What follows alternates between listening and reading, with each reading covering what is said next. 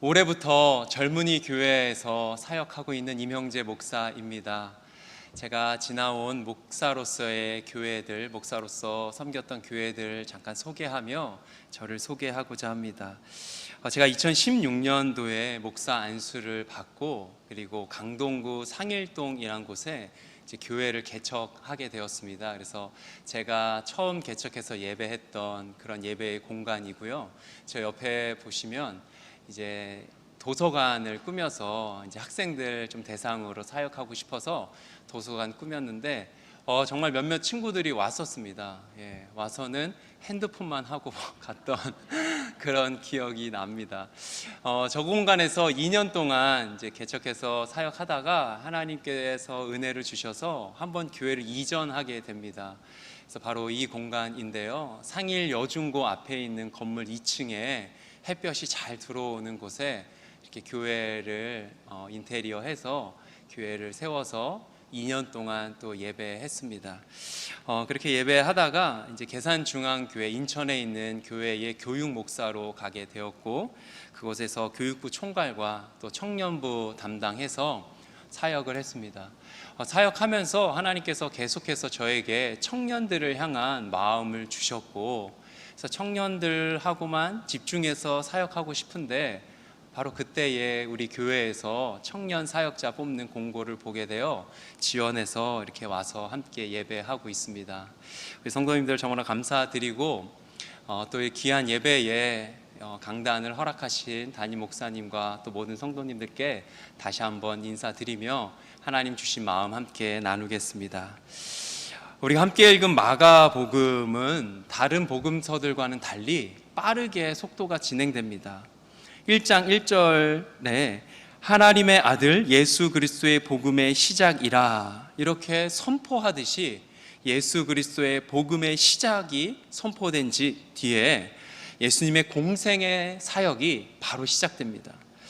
족보라든지 아니면 예수님의 탄생 이야기, 어린 시절에 있었던 이야기 등등 그런 공생의 사역 이전에 있었던 일들은 전혀 기록되어지지 않고 바로 예수님의 공생의 사역이 시작됩니다. 그래서 오늘 본문은 이렇게 빠르게 진행되는 그 마가복음에서 처음으로 전하는 예수님이 사역하신 첫 사건, 그 부분을 우리가 함께 읽었습니다. 그 첫 사건은 안식일에 회당에서 예수님께서 가르치실 때 일어난 일입니다. 회당은 가르침을 받기 위해 사람들이 모이는 그 모임의 장소로 교육도 하고 또 재판도 했고 또 예배도 드려지는 그런 장소입니다. 예수님은 그 회당에 가셔서 교육을 시작하셨습니다. 한참을 가르치셨고 또 그곳에 있던 사람들이 귀 기울여 들으면 들을수록 놀람을 경험하게 됩니다. 누구에게도 그 어디서도 들어보지 못했던 그런 가르침이 예수님을 통해 펼쳐졌기 때문입니다. 그 내용을 우리가 정확히 알 수는 없지만 놀라운 가르침이었고 그 당시에 교육을 담당했던 서기관들의 가르침과는 수준 차이가 너무 나는 비교할 수 없는 그런 가르침이었습니다. 이러한 가르침 속에 귀신 들린 사람이 등장하게 되고 예수님은 그를 향해 말씀을 선포하십니다. 그러자 그 사람에게서 귀신이 나갑니다. 이어서 두 번째 사건이 바로 나오게 되는데 우리가 함께 읽지는 않았지만 1장 29절 이하의 말씀을 보시면 회당에서 나오신 예수님은 4명의 제자와 함께 베드로의 집으로 들어가십니다. 그곳에는 열병으로 누워 있었던, 앓고 있었던 베드로의 장모가 있었고 예수님은 그 여인 또한 고치십니다. 그리고 시간이 흘러서 때가 저물게 됩니다. 해가 질 때쯤 되었을 때에 예수님이 베드로의 집에 계시다. 그리고 엄청난 가르침과 기적의 사건들이 일어나고 있다. 소문이 동네에 쫙 퍼졌고 모든 병자와 귀신 들린 사람들, 삶의 자리자리에 문제와 아픔과 어려움을 갖고 있던 사람들이 예수님께로 모입니다. 그래서 33절을 보시면 온 동네가 그 문 앞에 모였더라. 아멘. 정말 많은 사람들이 모였나 봅니다. 온 동네가 다 모였다라고 기록합니다. 연예인을 만나러 그 연예인이 사는 곳에 가보신 기억이 혹시 있으신가요? 요즘이야 핸드폰으로 인터넷으로 다 연예인들 보지만 제가 중고등학교 시절에는 그 연예인 보려고 막 연예인 집에 소속사 사무실에 막 찾아갔던, 물론 제가 찾아가진 않았고요. 그 찾아다닌다라는 그런 이야기를 자주 들었었습니다. 그렇게 찾아갔듯이 그 온 동네 사람들이 그 예수님이 계신 곳에 모입니다. 많은 사람들을 고치시고 많은 귀신을 내어 쫓으시고 삶의 문제를, 아픔을 보듬어 주십니다. 이러한 사건들은 하루에 일어난 일이고, 그리고 한 동네에서 일어난 사건들입니다. 그리고 이러한 내용들이, 사건의 내용들이 완전히 똑같진 않지만 비슷한 패턴을 보이는데, 바로 문제가 있고 그 문제로 인해서 어려움과 고통 속에 살아갑니다. 그런데 그 문제가 누구를? 예수님을 만나게 되고 예수님의 행동, 예수님의 액션이 일어납니다. 그러면 그 후에 문제가 해결되는 이러한 문제, 어려움과 고통, 예수님의 일하심, 이러한 패턴을 우리가 같은 흐름을 읽게 됩니다. 사람의 행동이 먼저 있지 않습니다. 내가 뭘 잘하기 시작해서, 내가 지금까지는 잘 못 살았는데 이제부터는 잘 살기 시작해서 예수님이 그렇지 않습니다. 아니면 고쳐주십시오 와서 외치고 제 상태가 이렇습니다 말했기 때문에 그렇지 않습니다. 헌금을 해서, 아니면 봉사를 시작해서 예수님의 일하심 따라오지 않았습니다. 오히려 반대로 예수님의 액션, 예수님의 행동, 주님의 일하심이 있었고, 그로 인해 변화된, 회복된 사람들의 행동이 따라옵니다. 특히 베드로의 장모는 정말 아무것도 할 수 없었습니다. 예수님이 그 여인을 보시고 가까이 가시고 주님이 행동하십니다. 이러한 기적의 패턴이 일어나는 장소, 그 동네가 바로 가버나움입니다. 21절 말씀입니다. 그들이 가버나움에 들어가니라. 예수께서 곧 안식일에 회당에 들어가 가르치시매. 아멘. 여기서 그들은 바로 앞에 부른 4명의 제자, 베드로, 안드레, 야고보, 요한입니다. 이 4명의 제자와 함께 예수님께서 가버나움이라는 동네에 들어가십니다. 그 가버나움, 우리 앞에 지도에 나오고 있습니다.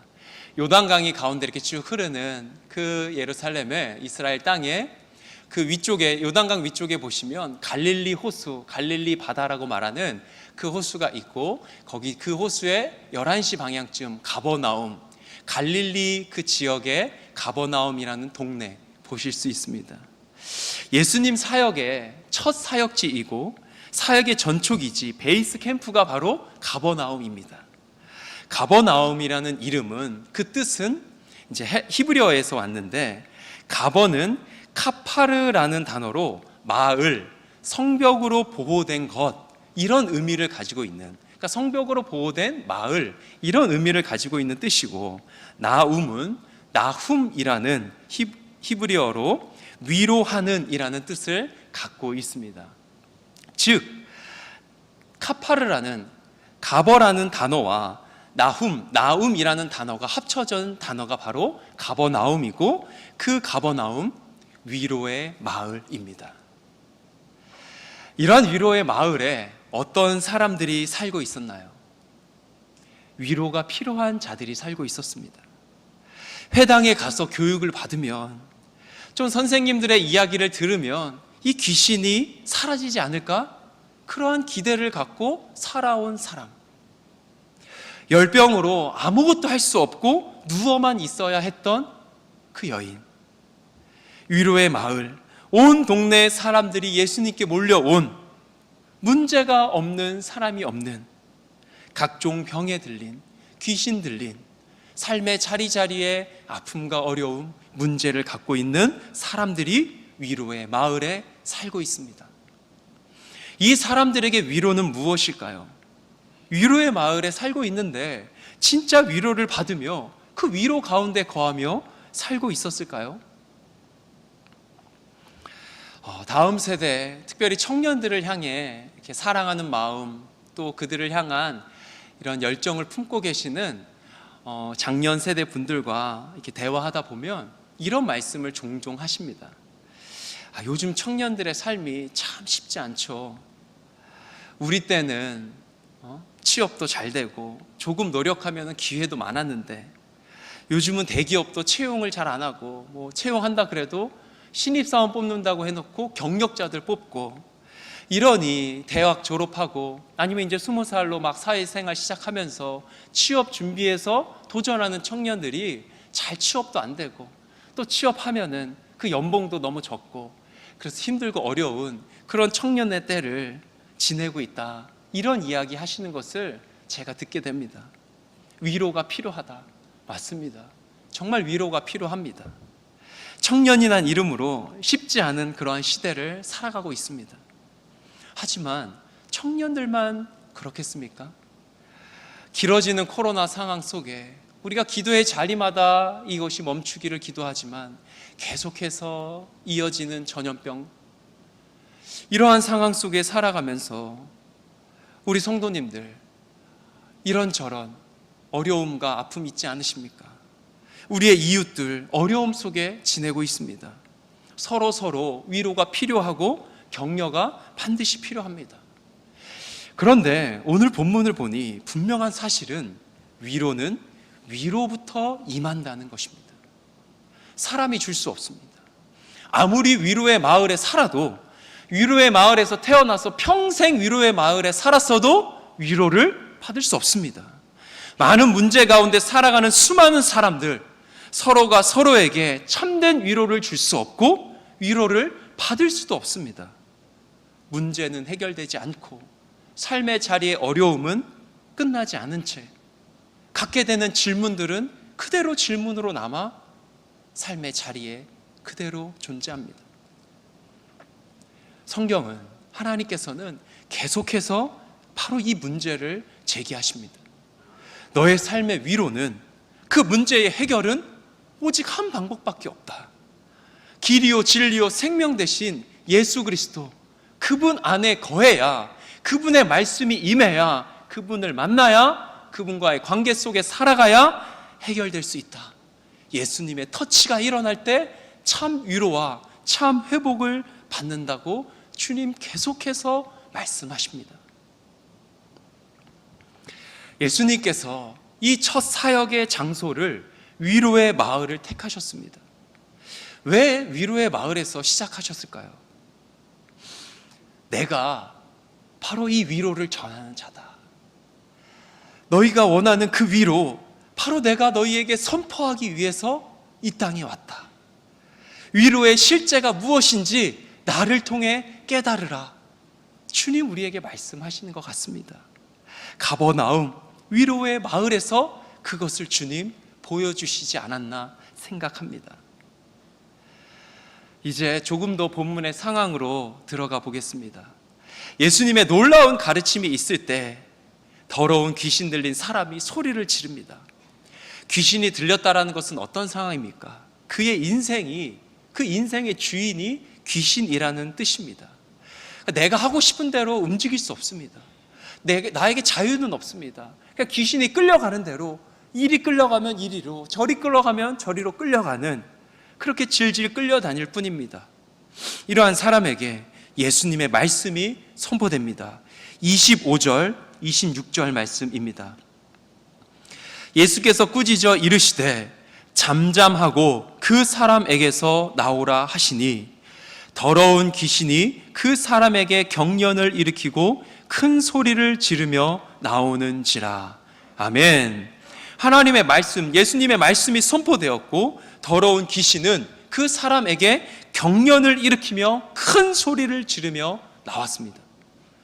그 인생의 대반전의 순간, 지금껏 귀신의 지배를 받고 살아왔던 인생이 이제는 전혀 다른 인생으로의 출발, 그 출발점에 무엇이 있었죠? 바로 예수님의 선포, 예수님의 말씀이 있었습니다. 베드로의 장모는 어땠나요? 31절입니다. 나아가사 그 손을 잡아 일으키시니 열병이 떠나고 여자가 그들에게 수종드니라. 아멘. 아파서 움직일 수 없어 누워있던 여인을 향해 이번에는 말씀하신 것이 아니라 그녀에게 다가가시고 그 손을 잡으시고 일으키십니다. 이 예수님의 행동에 열병은 사라졌고 그 즉시 이 여인은 예수님과 함께한 제자들을 섬기는 섬김의 자세를 보입니다. 예수님을 찾아온 문제를 가지고 있던 많은 사람들에게도 동일한 예수님의 사역, 치유 사역이 일어납니다. 이렇게 예수님을 만난 사람들의 반응, 그 대표적으로 27절, 28절에 이렇게 기록됩니다. 다 놀라 서로 물어 이르되 이는 어찌미냐 권위 있는 새 교훈이로다 더러운 귀신들에게 명한즉 순종하는도다 하더라. 28절 예수의 소문이 곧 온 갈릴리 사방에 퍼지더라. 아멘. 너무나도 놀라는 것입니다. 도대체 이게 어떻게 된 일이냐? 어떻게 이런 일이 일어날 수 있냐? 서로 놀라며 소문과 소문이 퍼져나갑니다. 우리 성도님들의 삶에는 어떤 위로가 필요하신가요? 어떤 문제를 가지고 지금 오늘을 살아가고 계시는지요? 우리가 함께 읽고 있는 이 말씀이, 우리가 믿고 있는 이 성경의 하나님이, 예수님이 저 먼 나라 이야기, 옛날 이야기라면 아마 우리가 이렇게 모여서 예배하는 이 시간 가장 의미 없는 시간이고 예수님을 믿는 것 가장 쓸데없는 일입니다. 저 먼 나라 이야기 절대 될 수 없습니다.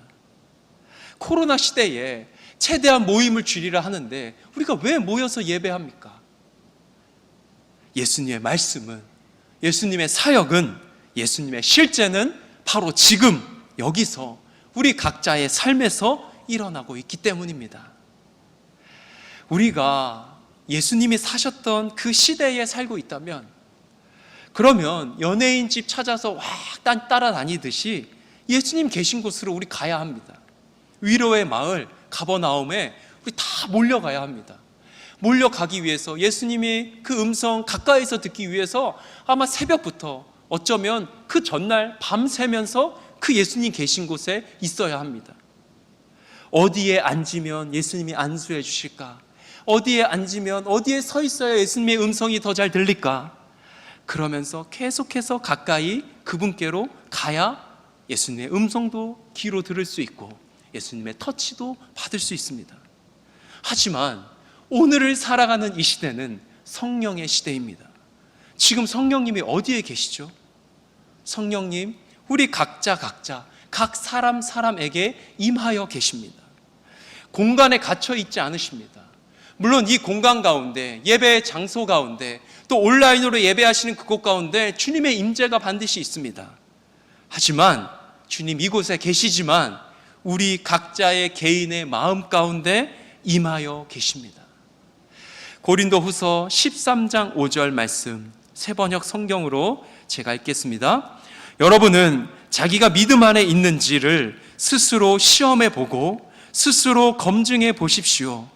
여러분은 예수 그리스도께서 여러분 안에 계시다는 것을 알지 못합니까? 모른다면 여러분은 실격자입니다. 아멘. 사도 바울이 고린도 교회를 향해서 당신들 안에 예수님이 계신지를 검증하라고 도전합니다. 주님이 당신들 안에 계신 것을 알지 못하냐? 그것이 실제가 아니냐? 그러면 실격자다. 때로는 섬뜩하게 다가오는 그런 말씀이기도 합니다. 그러나 이 말씀을 통해서 주님 우리에게 주시는 말씀, 진리는 무엇입니까? 예수님이 어디에? 우리 안에 계시다라는 사실입니다. 그렇기에 이제는 예수님의 말씀을 어디 가야 들을 수 있는 것이 아니라 매일 매순간 들을 수 있습니다.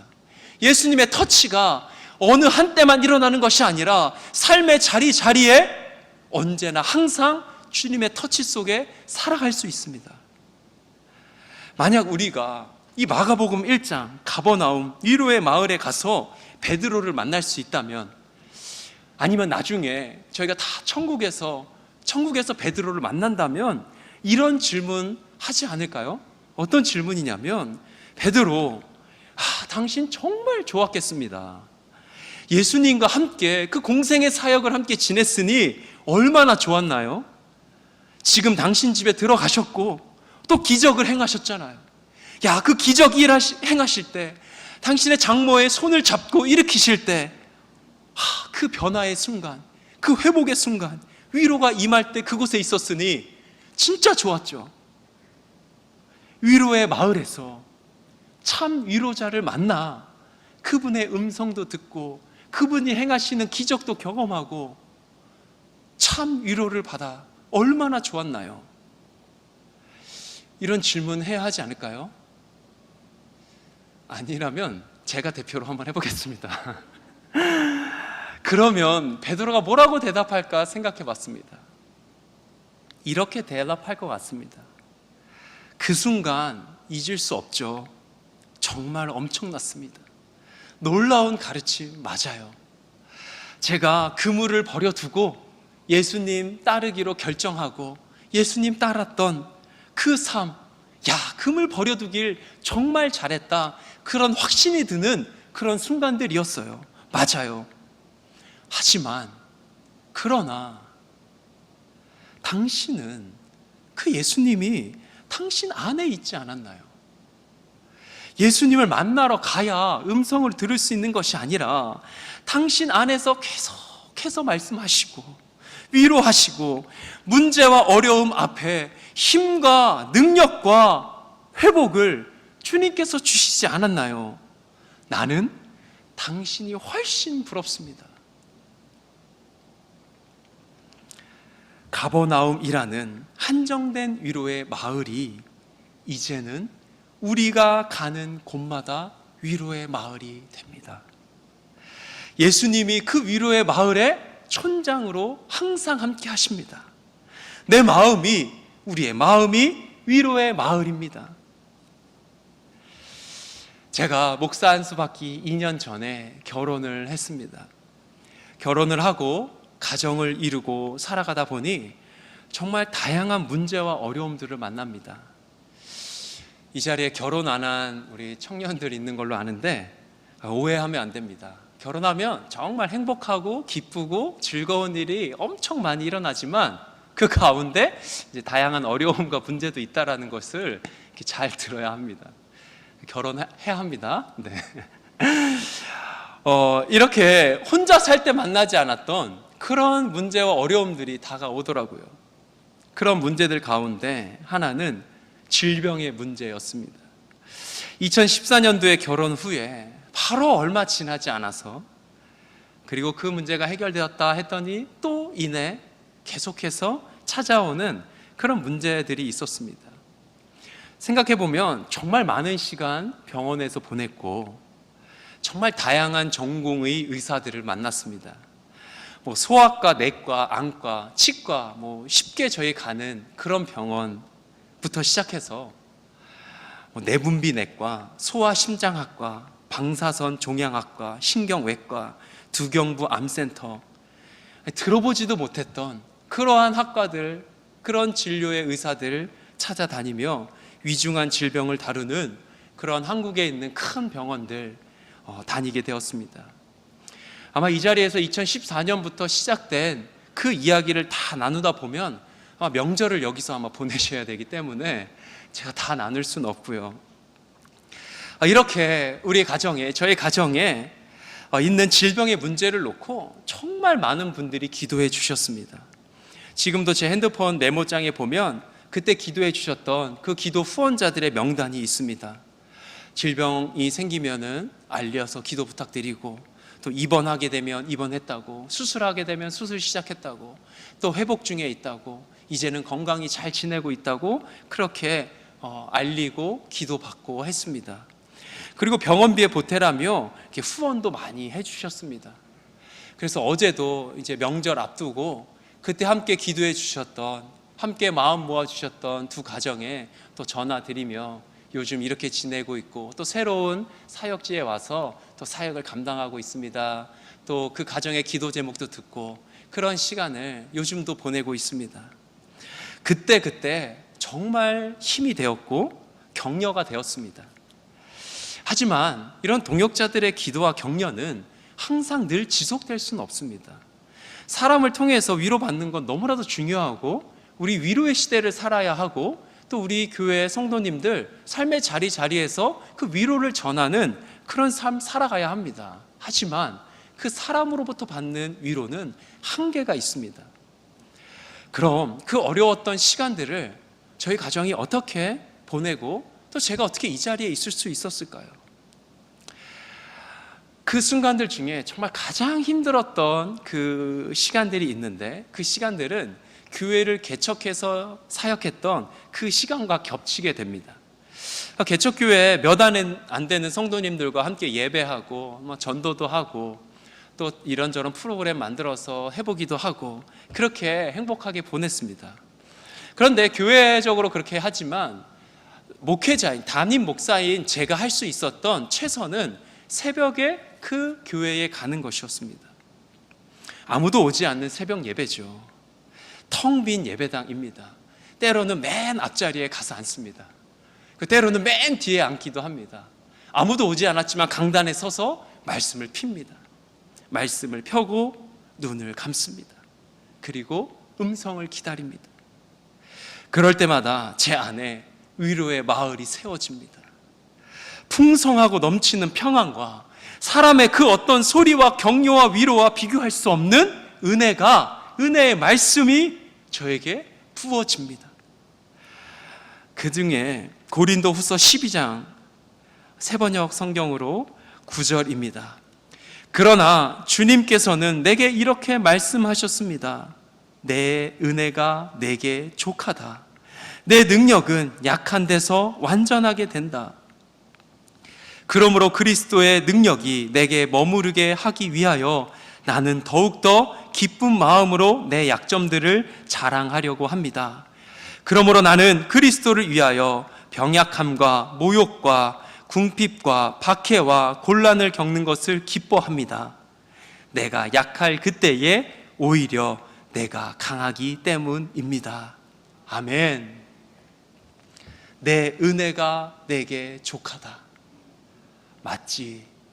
맞다. 주님의 은혜가 나에게 족하지, 충분하지. 오늘 내가 살아가는 이 삶에서 나에게 부족한 것이 없지. 주님이 우리 가정 가운데 함께 하시고 하나님의 위로가 날마다 부어지고 있지. 나에게 주님의 은혜가 족하구나. 차고 넘치는구나. 내가 약하지만 내가 약할 그때에 주님으로 인해 강하게 되었구나. 개척 교회여도 상관없고 질병의 어려움이 있어도 괜찮았습니다. 하나님의 말씀이 저의 마음에 선포되었을 때에 저는 위로의 마을 가버나움이 되었습니다.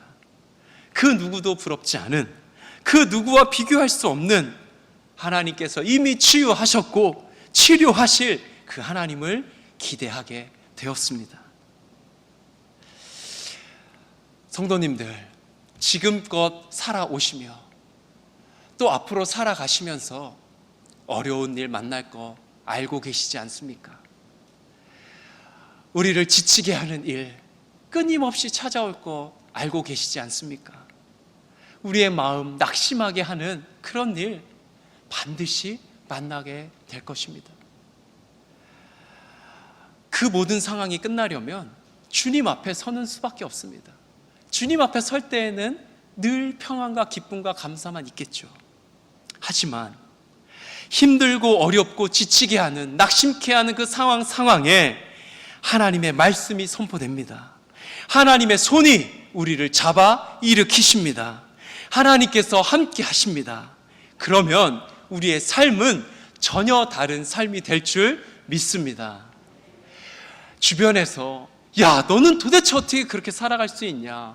너의 삶을 객관적으로 봐도, 그리고 내 주관으로 봐도 지금 울고 있어야 하고 답답하다고 하고 불평불만해야 하는데 어떻게 웃을 수 있고 어떻게 감사를 고백하냐? 넌 도대체 뭘 그렇게 믿고 사냐? 우리에게 믿는 구석이 있죠. 주님이 함께 하시니 나는 그 어떤 어려움 속에서도 웃을 수 있고 감사할 수 있고 기뻐할 수 있다. 우리가 삶의 자리에서 그렇게 살아갈 때에 세상 사람들이 우리를 보며 예수 믿는 사람은 저렇게 살아가는 거구나. 야, 나도 저 예수 한번 믿어보고 싶다. 그 은혜가 우리 교회를 통해, 성도님들을 통해 삶의 자리에서 일어나지 않겠습니까? 이 시간 함께 예배하시는 아연의 모든 성도님들의 삶에도 바로 이 위로의 마을 가버나움이 세워지고 누려지시길 주님의 이름으로 간절히 소망합니다. 기도하겠습니다.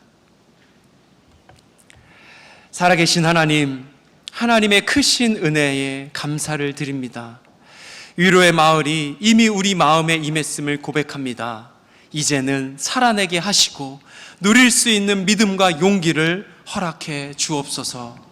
코로나 상황 속에 명절이 시작되었고 이제 오고 가는 수많은 걸음들이 있는데 그 걸음걸음 주님께서 지켜주시고 모든 모임과 함께함 가운데 지혜롭게 잘 지내기를 원합니다.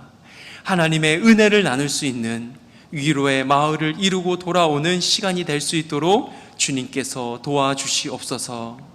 지난주 중 장례를 지낸 가정들이 있습니다. 하나님의 크신 위로를 통해 슬픔을 이겨내게 하시고 동행하시는 하나님의 은혜가 충만히 임할 수 있도록 역사하여 주시옵소서. 감사하며 살아계신 예수님의 이름으로 기도드립니다. 아멘.